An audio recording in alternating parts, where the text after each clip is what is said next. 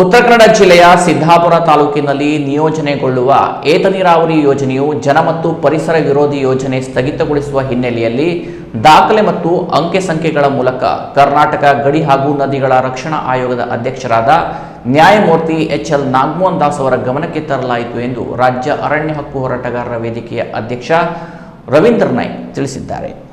ಉತ್ತರ ಕನ್ನಡ ಜಿಲ್ಲೆ ಸಿದ್ದಾಪುರ ತಾಲೂಕಿನಲ್ಲಿ ನಿಯೋಜನೆಗೊಳ್ಳುವ ಅಘನಾಶಿನಿ ಏತ ನೀರಾವರಿ ಯೋಜನೆಯು ಜನ ಮತ್ತು ಪರಿಸರ ವಿರೋಧಿ ಯೋಜನೆಯು ಸ್ಥಗಿತಗೊಳಿಸುವ ಹಿನ್ನೆಲೆಯಲ್ಲಿ ದಾಖಲೆ ಮತ್ತು ಅಂಕೆ ಸಂಖ್ಯೆಗಳ ಮೂಲಕ ಕರ್ನಾಟಕ ಗಡಿ ಹಾಗೂ ನದಿಗಳ ರಕ್ಷಣಾ ಆಯೋಗದ ಅಧ್ಯಕ್ಷರಾದ ನ್ಯಾಯಮೂರ್ತಿ ಎಚ್ಎಲ್ ನಾಗಮೋಹನ ದಾಸ್ ಅವರ ಗಮನಕ್ಕೆ ತರಲಾಯಿತು ಎಂದು ರಾಜ್ಯ ಅರಣ್ಯ ಭೂಮಿ ಹಕ್ಕು ಹೋರಾಟಗಾರರ ವೇದಿಕೆ ಅಧ್ಯಕ್ಷ ರವೀಂದ್ರ ನಾಯ್ಕ್ ಪ್ರಕಟಣೆಯಲ್ಲಿ ತಿಳಿಸಿದ್ದಾರೆ. ಅವರು ಬೆಂಗಳೂರಿನ ಕರ್ನಾಟಕ ಗಡಿ ಹಾಗೂ ನದಿಗಳ ರಕ್ಷಣಾ ಆಯೋಗದ ಕಚೇರಿಯಲ್ಲಿ ಅವರನ್ನು ಭೇಟಿಯಾಗಿ ಜನ ವಿರೋಧಿ ನೀತಿಯ ಕುರಿತು ದಾಖಲೆ ಸಹಿತ ವಿರೋಧಿಸಿ ಯೋಜನೆಯ ವಿವರ ಮಾಹಿತಿಯನ್ನು ನೀಡಿದರು. ರಾಷ್ಟ್ರೀಯ ನೀರು ಅಭಿವೃದ್ಧಿ ಪ್ರಾಧಿಕಾರವು ಅಘನಾಶಿನಿ ವೇದಾವತಿ ಜೋಡಣೆ ಯೋಜನೆ ಕುರಿತು ಪ್ರಾಥಮಿಕ ಸಾಧ್ಯತೆ ವರದಿಯನ್ನು ಅಕ್ಟೋಬರ್ 2025ರಂದು ಯೋಜನೆ ಸಿದ್ಧಪಡಿಸಲಾಗಿದೆ ಎಂದು ಚರ್ಚೆ ಸಂದರ್ಭದಲ್ಲಿ ಅವರು ವಿವರಿಸಿದರು.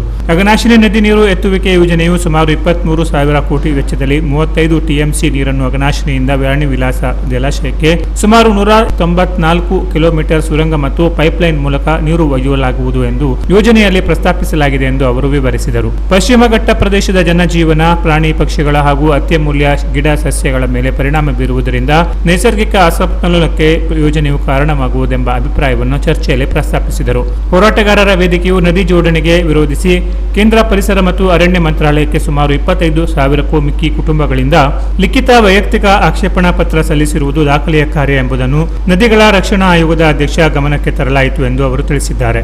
ವಿಶ್ವ ಪರಂಪರೆ ಸಮಾವೇಶದ ಮಾರ್ಗಸೂಚಿಗಳ ನಿಬಂಧನೆಗಳಿಗೆ ಅನುಸಾರವಾಗಿ ಕ್ರಮ ಜರುಗಿಸಬೇಕೆಂದು ಹಾಗೂ ಸಮಾವೇಶದ ನಿಬಂಧನೆಗಳನ್ನು ಪಾಲಿಸಬೇಕೆಂದು ಭಾರತ ಸರ್ಕಾರಕ್ಕೆ ಸೂಚನೆ ನೀಡಲಾಗಿದೆ ಎಂದು ಯುನೆಸ್ಕೋಗೆ ಹೋರಾಟಗಾರರ ವೇದಿಕೆ ಬರೆದಿರುವ ಯೋಜನೆಯ ಆಕ್ಷೇಪಣೆಗೆ ಯುನೆಸ್ಕೋ ಸಂಸ್ಥೆಯು ಹೋರಾಟಗಾರರ ವೇದಿಕೆಯು ಲಿಖಿತ ಉತ್ತರವನ್ನು ಪಡೆದಿರುವುದಕ್ಕೆ ನ್ಯಾಯಮೂರ್ತಿ ನಾಗಮೋಹನ ದಾಸ್ ಪ್ರಶಂಸೆ ವ್ಯಕ್ತಪಡಿಸಿದರು ಎಂದು ಅಧ್ಯಕ್ಷ ರವೀಂದ್ರ ನಾಯ್ಕ್ ಪ್ರಕಟಣೆಯಲ್ಲಿ ತಿಳಿಸಿದ್ದಾರೆ.